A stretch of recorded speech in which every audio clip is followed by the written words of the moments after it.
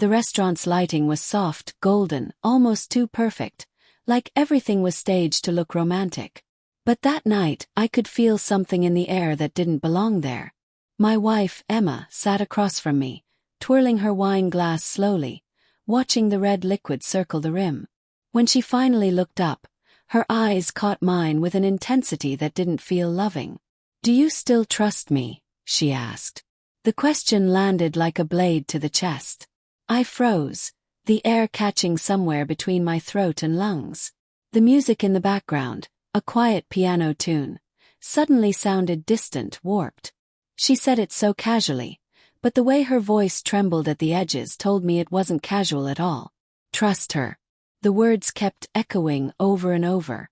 I set my fork down slowly, eyes locked on hers. "Why would you ask me that?" She shrugged, forcing a small laugh that didn't match her face. "Just wondering.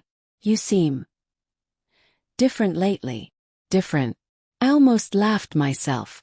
Over the past few weeks, she'd been the one drifting away. Late nights at the office, constant texts she'd hide with a quick swipe, a perfume on her skin that wasn't hers. I wasn't different. I was just finally paying attention.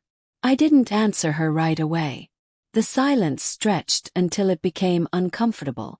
She shifted in her seat, pretending to glance at the menu she'd already memorized. "Emma," I said quietly, leaning in. "If you have something to tell me, now would be a good time." Her eyes flickered just for a second. She recovered fast, too fast. "What do you mean?" "You've been acting strange for weeks. The late meetings, the secretive texts, the way you flinch when I walk into the room." Her lips parted as if to protest, but she didn't speak. That hesitation told me everything I needed to know. The waiter approached, smiling, oblivious. "Can I get you two started with anything else?" "No," I said without looking at him. "Just the check." Emma turned sharply toward me. "What are you doing?" "I think dinner's over," I said, my voice calm but hollow. She tried to laugh again, that nervous habit of hers. "You're overreacting. It was just a question. People don't ask if they're still trusted unless they've done something to lose it." Her face went pale. She opened her mouth, but no words came.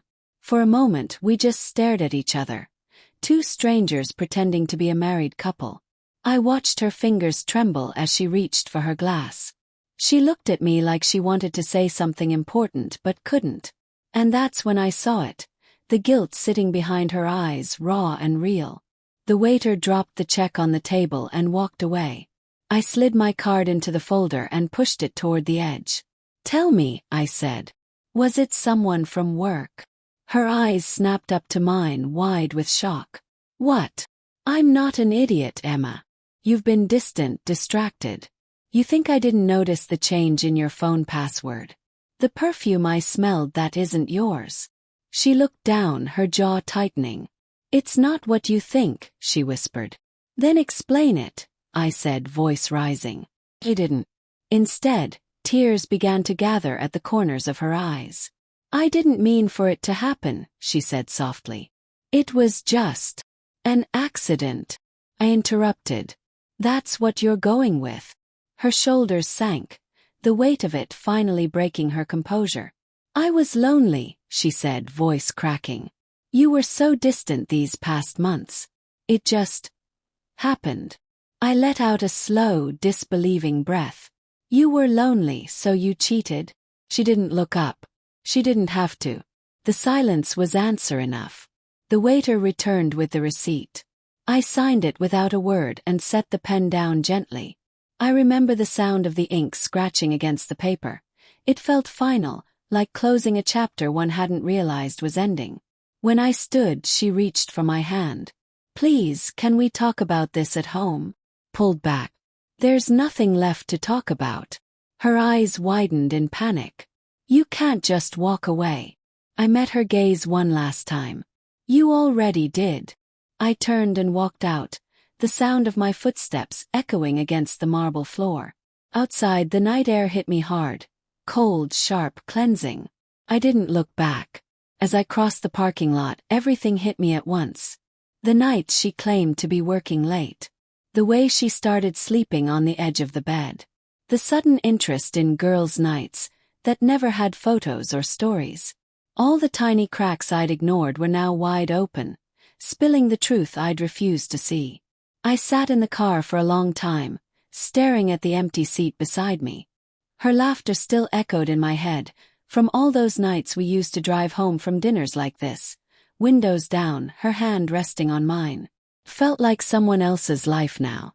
When I finally started the car, I realized something strange. I wasn't angry. Not yet. I was empty. Like someone had taken a vacuum to my chest and sucked out everything that used to make me feel alive. Back home, I walked into the quiet house we'd built together. Her shoes were by the door.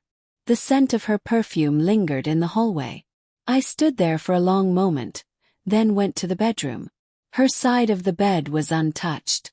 Mine was a mess, rumpled sheets, a reminder of sleepless nights. I sat down, took off my ring, and placed it on the nightstand. It looked small, insignificant. I thought about all the things I wanted to say, about forgiveness, about second chances. But the truth was, something inside me had already died at that restaurant table. Later that night she texted me. "Emma, can we please talk? I made a mistake." I stared at the message, my thumb hovering over the keyboard. But there was nothing left to say that could make it right. So I locked the phone, packed a bag, and walked out the door. As I drove away, the city lights blurred through my windshield. The reflection of my own face looked like a stranger's, someone older, heavier, worn. That's when I realized the cruelest part of betrayal isn't the act itself. It's knowing the person you trusted most held the knife, and smiled while doing it. I didn't look back that night. Not once. Because some endings don't deserve closure. Only distance.